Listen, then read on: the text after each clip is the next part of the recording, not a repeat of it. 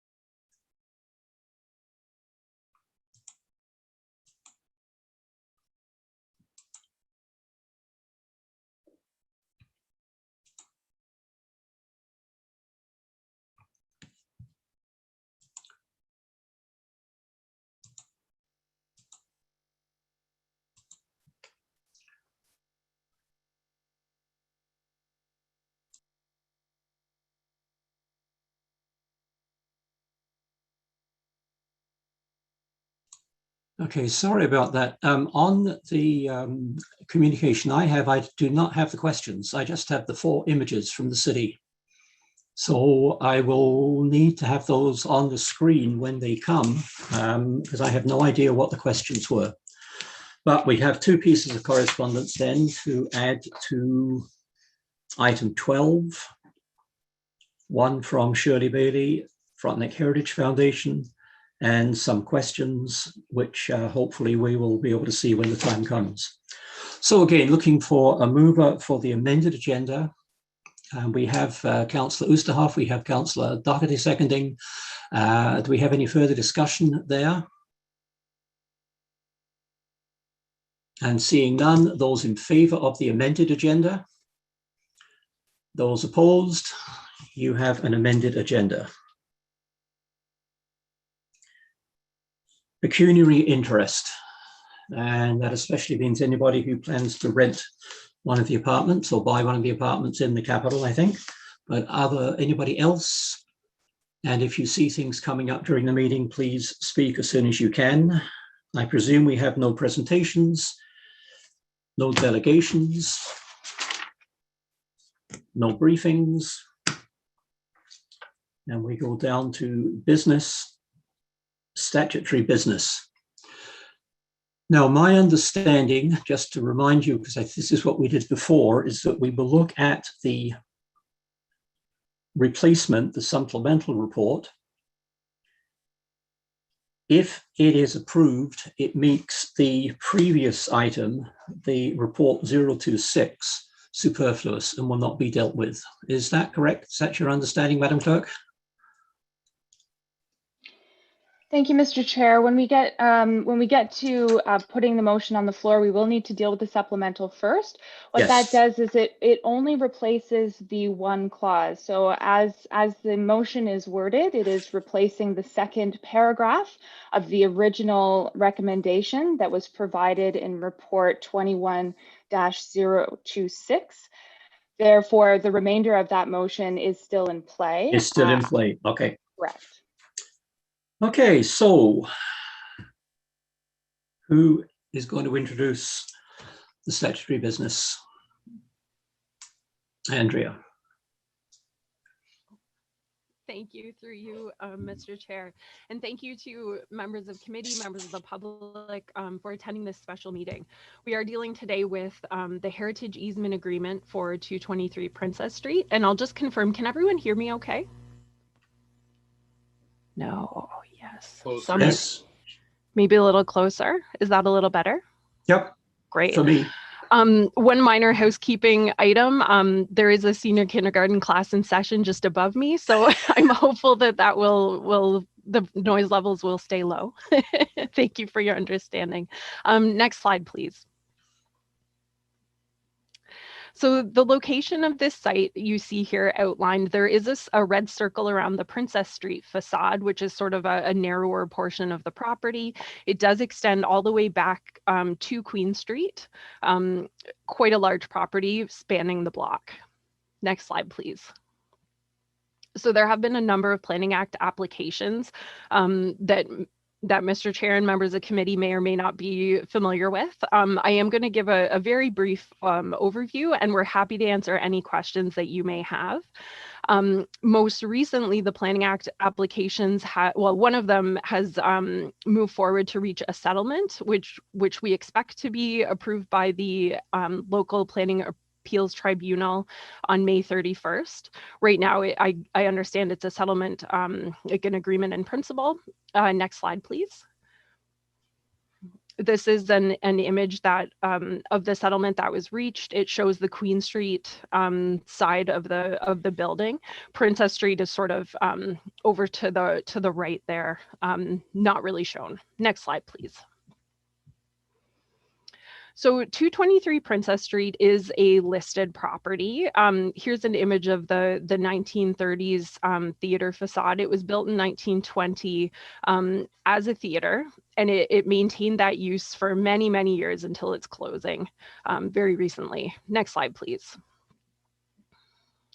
So this property was added to the city's heritage register in 2016. It's a listed property under the Heritage Act, which means that permits aren't required for it, but the owner is required to get permission from council prior to any demolition of the property. So in part, that's why we're here today. There are buildings on the property which do not have heritage value that the applicant would like to proceed with demolishing, but recognizing that this portion of the building is very important and requires conservation. There are sort of all three types of heritage values on this site: physical design, attributes, historical and associative values, and as well as contextual value. And I'll be walking through those in a little bit more detail. Next slide, please. So in terms of historical or associative value, a couple of just guiding questions for when we consider these. It really speaks to the history of the property and the connections among the community. So in this case, the theater was built in 1920. Next slide, please. We have some really neat historic newspaper documentation of its opening. It was a big event in the Kingston community because this was the first proper movie house at the time. And of course, around 1920, the moving picture industry was really starting to boom, and it was becoming a main social and cultural piece of entertainment. Next slide, please. This property also has contextual value.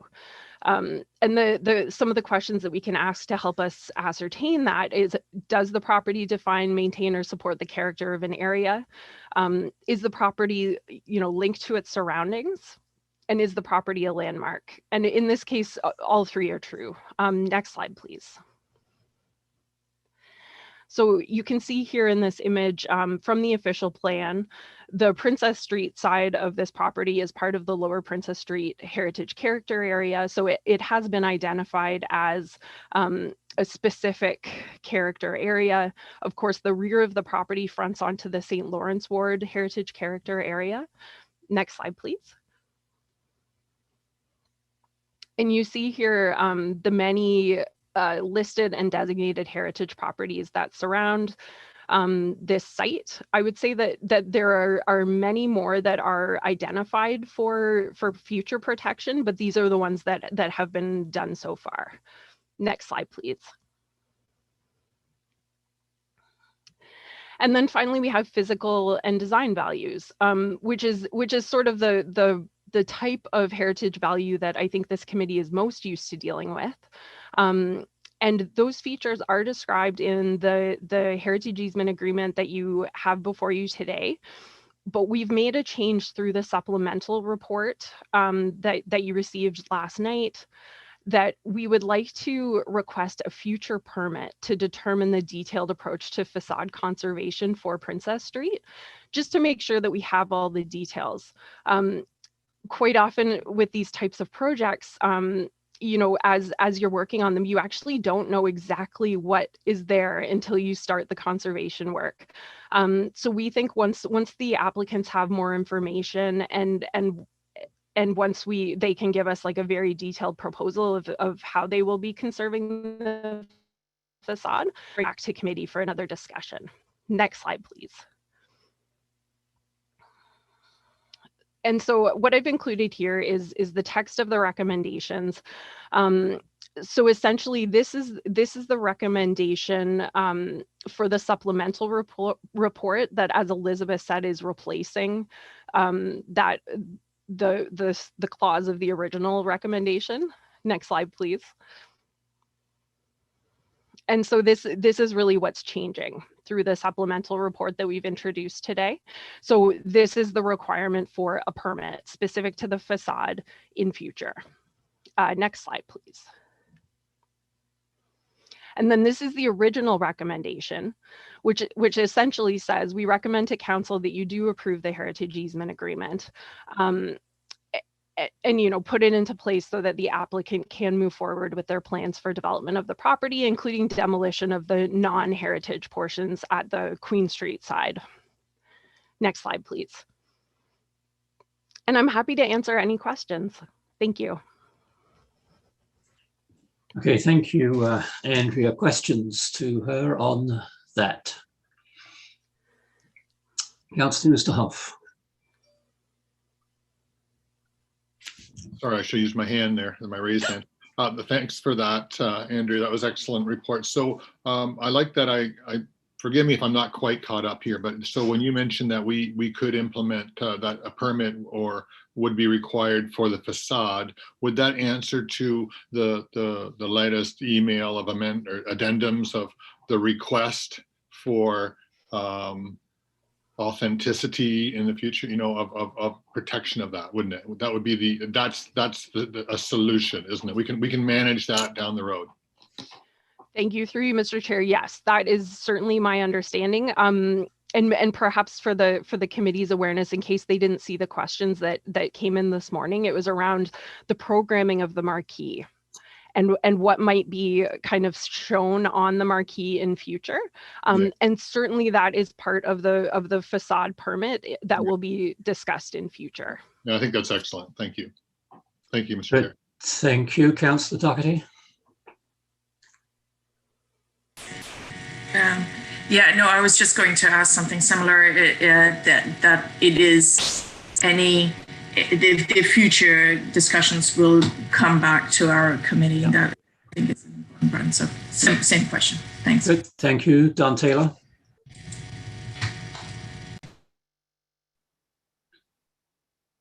Yes, I think the committee should be very pleased with the agreement that's been reached between the city and the proponents and the parties involved that protects the character of the downtown and the facade of this building. So congratulations to them. I probably will have a question for that the agent might answer, but I have one for Andrea, and that is, on reading the recommendation, it appears to say, ask for approval to demolish the buildings on this property and conserve the heritage attributes. So the average person reading that might think that, might reasonably conclude that all the buildings will be demolished and the heritage attributes will be put on display somewhere. And that's not what this is about. And so I really would be happier if the motion said partial demolition of the buildings on this property, so that right away we know that it's not complete demolition. Thank you. Could that be changed, you think? Andrea? Thank you, through you, Mr. Chair. I would imagine that that could be changed. I guess I would love to ask Jenna, our legal counsel, if she has any thoughts on that, because I completely understand your point. I think we do want to make sure that everyone's clear that the Princess Street facade is not to be demolished, and in fact the applicants very much do not want that demolished as well, because it's a really key piece of the project. Yes, Jenna. Welcome. Thank you. Thank you, and through you, Mr. Chair. The heritage easement agreement itself is very clear that the marquee has to be conserved through the demolition process. It's a stated purpose of the agreement to ensure that the heritage attributes of the property, including the facade, are retained and maintained. So the agreement itself actually prohibits any demolition that would materially affect the heritage attributes of the building. There's also section 5.1 of the agreement that requires the owner to undertake preventative stabilization of the heritage attributes and to complete all of their work, including the demolition in accordance with plans and specs that have been approved by the city. So you can take comfort in knowing that the heritage easement agreement itself would actually prohibit total demolition, and it requires them to maintain and conserve and preserve the heritage attributes through the demolition process. So I'm not sure that it's necessary to amend the recommendation itself. No. In the agreement itself is very clear that demolition that would affect heritage attributes is prohibited. Good, thank you very much. I was going to ask for the reference there, and it's page 10 and 11 that we received last week. 5.0 is duties of owner, 5.1 maintenance, and 5.2 conservation and restoration works. And so your feeling is that that is covered. Your good concern there, Don, is covered by what is in the agreement. I saw James McFarland next. Yes, thanks. That was really concise and informative, Andrea. Appreciate that. I do have a question just about, so everything's going to be demolished except the facade. Is that correct? Yes, that's my understanding. Okay, so I'm really pleased to see that the city will be allowed to, that photographs will be taken of whatever else is original inside, and that the city will be able to access and be part of the documentation of interior elements. And I just would like to make the point that I guess we don't really know what the interior, or I certainly don't know what the interior elements are. And I'm just wondering if the applicants would consider developing some sort of transition zone between the facade and the new build, which will be just inside the doors, basically. I know that most successful retentions of facades have some kind of transition. So I'm looking at, from the plan, say the terrazzo floor. We don't really know if that's under there or not, or the tiles. It could be under layers of whatever else has been put down. And I'm just thinking that it would be great as have been requested to document that, but also hope that the applicant might consider developing some kind of plan to integrate that so that when you enter the building, you get the sense of the past, but you move into the future. And the other thing was there was a mention in the Metropolitan HEA, Metropolitan Design HEA, about the ceiling. And again, definitely would be great to have photos of that, and also perhaps to reference that for integration as well. So I'm just asking the applicant, I guess, if they might consider that. Okay, thank you very much. And if they want to answer, they can. And if they want to think about it, we will hear later. Mike?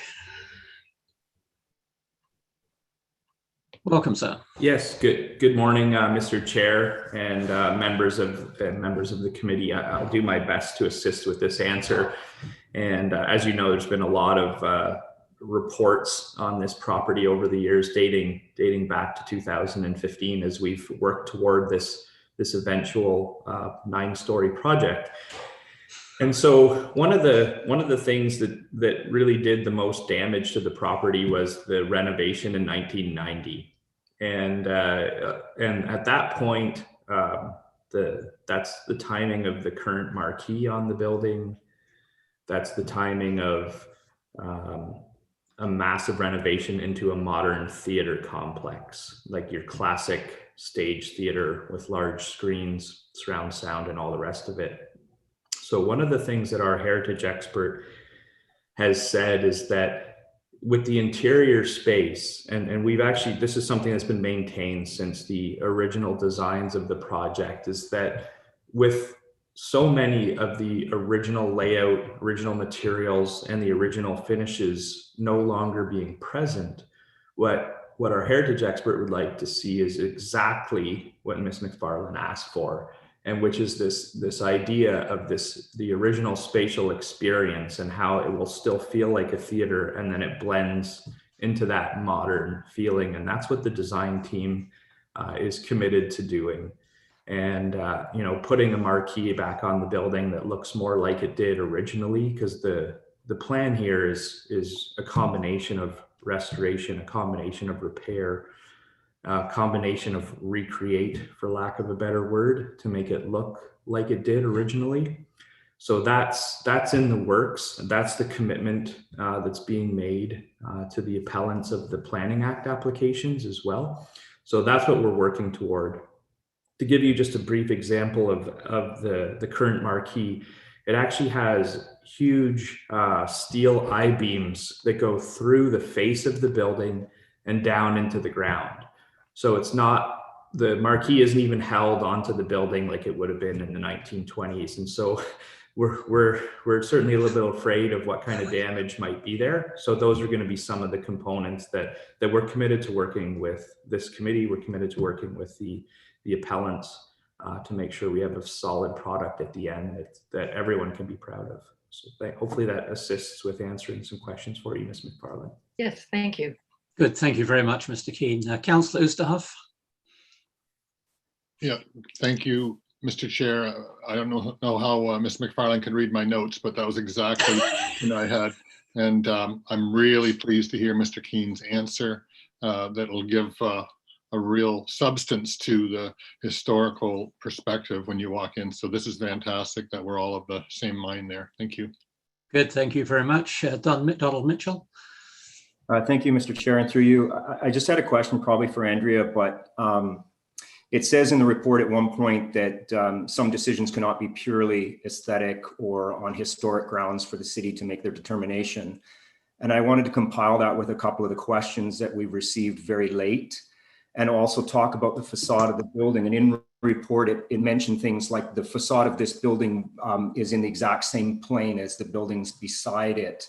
And then also, it came up last meeting about signage. I've had a chance to walk Princess Street since then and look at the way that signage is handled up and down the street, where there's, you mentioned character area, but there's this real sort of informal system of signage building down the street. And yet the report talks about this marquee and being opposite the Grand Theater as sort of being focal points or standing out as something unique in comparison to everything else around it. So I just wondered about the scope of what we're recommending in terms of the ability to protect some of what you're raising as important in the context of an area where a sign right next door or a couple doors over might impact. I'm sure you know what I mean, but that's what I'm trying to drill down to. Thank you. Thank you, through you, Mr. Chair. Very interesting comments. So yes, I think the building does stand out as a landmark because of its marquee and because it creates a little entertainment district. But it is also part of a contiguous street wall. And so I think both of those things are true at the same time in this case. And I would expect both of those elements to be strong points of discussion for the future permit when it comes back. Because I think all of those are important considerations that need to be balanced for the site specifically. I hope that's helpful. Good. No, thank you, Andrea. I'd remind members as well that you will get a second chance at this when it comes back to the committee as a formal recommendation, but it's why your comments now are so worthwhile, because it gives the applicant knowing how you're thinking and what they should be thinking of. Councillor Doherty. Thank you, and through you, Mr. Chair. Well, I was going to ask questions too, specifically regarding the marquee and the email that we received just before this meeting, kind of thing. And so what you're saying, Andrea, is that we will have opportunities to discuss exactly those details, because Donald is correct. At the last meeting, we had a lengthy discussion of what kind, in particular, about the lack of any proper policies regarding signage on Princess Street, and that we have some policies around that. So we'll definitely, so this motion that we're voting on today is not about the details. Okay, thanks. Thank you, and through you, Mr. Chair, if I can just mention on that way, yes, absolutely. It's not about the details today. And also it's true that the lower Princess Street Heritage Character Area has not been specifically defined. So we all know that there's a character there, but we haven't actually done the work to say, what is it that the community values? What is it that we're maintaining? So I really look forward to that future discussion at some point as a community, because I think it could be really interesting. Thank you. Good, thank you. Donald Taylor. Yes, I think some committee members might be nervous at the possibility of all the demolition going on behind the facade might cause damage to the Princess Street facade through carelessness or accident or whatever. But it seems to me that the walls going back from the walls of the lobby, going back from the facade, are party walls to the neighbors. And I don't see how, well, I would be surprised if the applicants would intend to demolish those walls. So am I right in, perhaps right in thinking that in fact the demolition will not involve the walls of the lobby? They may have to rebuild the roof to some extent, but the major demolition work should and could be well clear of the facade. Andrea or Mike Keane or Donald Locks, who wants to answer? Mike? Start my video again here. Sorry. Oh, very good. There we go. That way you can see me as well. Again, thank you, Mr. Chair, for the chance to respond to that question. And that is correct. You know, on a downtown facade such as we have in Kingston, where all the buildings are essentially attached, the demolition procedure is a very complicated one. And so one of the exercises that will be part of the drawings that will be submitted to the city is what they call shoring drawings. And so depending on parts of the wall that either stay or are removed when they abut or are directly related to an adjacent building, there are procedures, engineering procedures that have to be put in place to basically protect all those buildings. We're just starting that process, so we don't know exactly which parts of the wall would stay and which would go, is kind of the short answer of what's going on there. But that's absolutely part of the process, is figuring out how to stabilize walls, and how to, if walls are being removed, how you stabilize neighboring walls. And it's a highly detailed engineering exercise controlled through the building permit process. Good, thank you, Mike. I'd just add on to that both Shirley Bailey and myself have sent Andrea photographs of buildings where everything was demolished except for the facade, and the incredible steel network which holds that facade up, and certainly in my case shows the building 3 years later with the facade now on a new building. If anybody wants to see those, I can certainly circulate them. I'm so sure Shirley will as well. I don't believe Shirley's on this call. She had no electricity in her house this morning, so they were held up there. Other questions? Okay, members of the public, and I'm not sure we actually have any other members of the public who are Mr. not. Chair, Yep. we do have members of the public with us this morning. We So if I do. could just remind those who are with us, if they could use the raise hand function located in Zoom in the center of your screen. If you are joining us via phone, you will need to press *9, and we do have one member of the public who wishes to speak. Mr. Chair, I'm just gonna, I believe this might be Miss Bailey here. Yes, it is. Okay. Perfect. Okay, Shirley. Good morning, committee members. Just so you know, at the suggestion of Peter Gower, I am sitting at the Tim Hortons on John Counter Boulevard. So this is certainly a new way for me to experience a Zoom call. But anyway, I'm very glad to hear many things. First of all, thank you for the committee for agreeing to having this meeting, this special meeting. Thank you for the city, especially. I know Andrea must have been working on this report until all hours. And I really appreciate the comments made by applicant Mr. Mike Keane about reassuring the heritage community that you know, there is a process. It's a complicated process, but at the end of the day, I think that what we will have will be absolutely incredible. And I do look forward to the next step of this process. So thank you. Thank you, everyone involved. Okay, thank you, Shirley. I'm glad the system for Tim Hortons works. Further questions, either from members of the public or from committee? And seeing none, we need to, let me think. We have a recommendation which we need to deal with first, which is the one that came in last night. That paragraph 2 of the recommendation. Do we have this on the screen? Of the recommendation of report number HK21026 be replaced with the following, which ends up as per Exhibit A to report number HK21031. That looks to me, as long as it's got the correct ending on it, yes.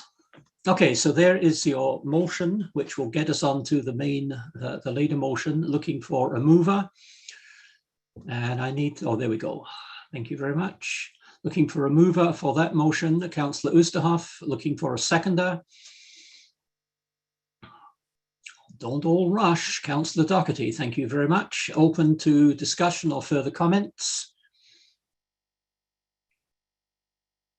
And seeing nothing at all, voting those in favour, please raise your hand.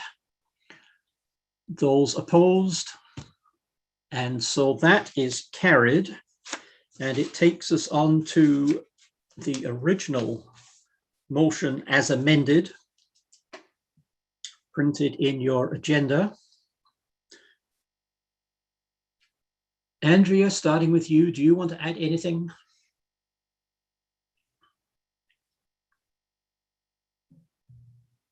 Andrea's gone to look after the school. Oh, there she is.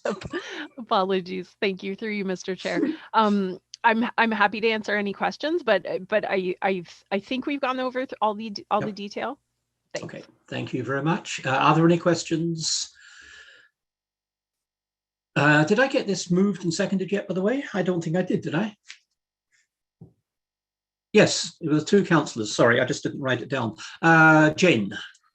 Sorry, Mr. Chair, but just to clarify, we do Yep. need a mover and a seconder to put the motion on the floor. We did move and second the motion that was included in the addendum. We will require a mover and a seconder for the entire motion now that it has been amended. And I thought we did that before. Okay, I'm sorry. So I saw Councillor Oosterhoff's hand. Do I have a seconder for the motion? Donald Mitchell. So now we have it legally on the floor.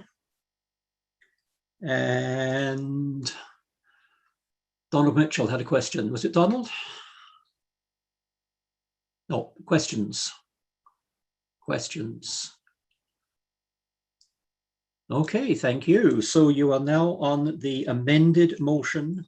If we can get it back on, oh no, don't want it back on the screen because I need to see your hands, which now has references to the change right at the end, so that we have a,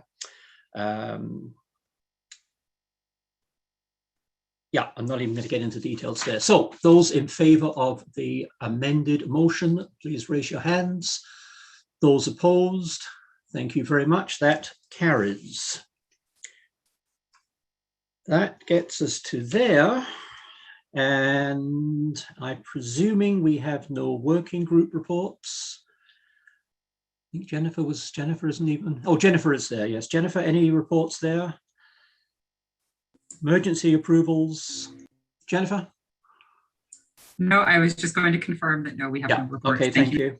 I had no motions. Any notices for motion? Seeing none, any other business? The correspondence, there are 2. The one that came yesterday that Shirley Bailey talked about, the second one that came this morning. Date of the next meeting, Wednesday, May the 19th. Madam Clerk, have I missed anything out? No, Mr. Chair, I do not think so. Thank you very much. Okay, motion to adjourn.